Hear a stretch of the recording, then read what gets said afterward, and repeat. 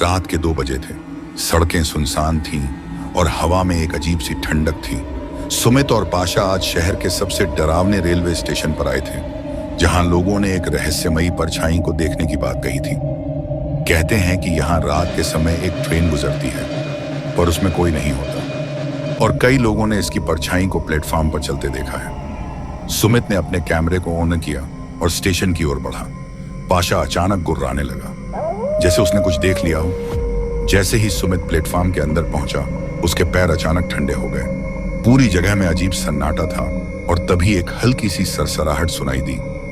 पाशा ने अचानक भौंकना शुरू कर दिया। सुमित ने कैमरा घुमाया और देखा। प्लेटफॉर्म के आखिरी छोर पर एक परछाई थी, एक हिलती हुई, झुकी हुई परछाई, जैसे कोई ट्रेन का इंतजार कर रहा हो। सुमित की धड़कन तेज हो गई।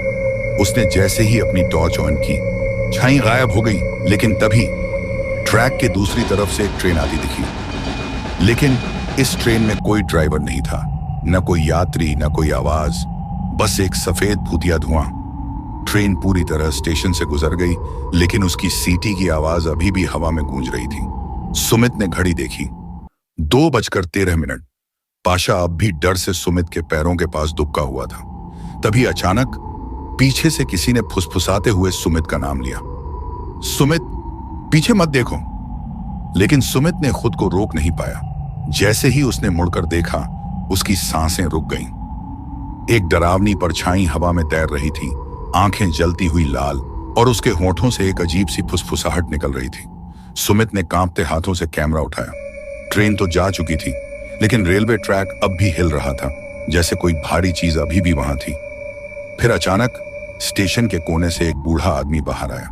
उसकी आंखों में अजीब सा डर था। तुमने वो देखा ना, वो परछाई? सुमित ने धीरे से सिर हिलाया। वो कोई भूत नहीं, वो इस ट्रेन के आखिरी यात्री की आत्मा है। बूढ़े ने कहानी बताई। 40 साल पहले एक आदमी इस ट्रेन से गिरकर मरा था। उसकी आत्मा अब भी अपनी ट्रेन पकड़ने के लिए हर रात यहां आती है। और तभी ट्रेन की सीटी फिर से सुनाई दी, लेकिन इस बार ट्रेन वापस आ रही थी।